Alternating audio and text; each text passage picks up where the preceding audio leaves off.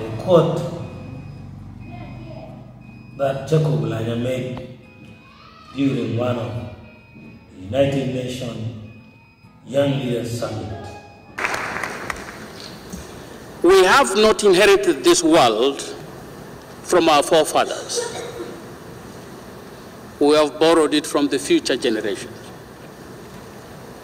That has been said about our role to protect the environment and so many other things.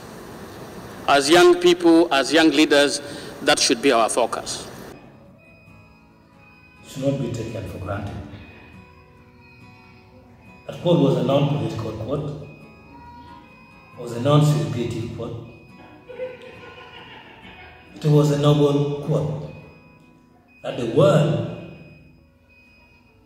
should consider and dwell upon that one.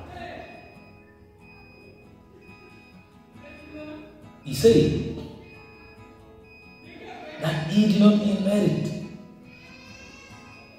this world from his ancestors, but he borrowed it from the future generation.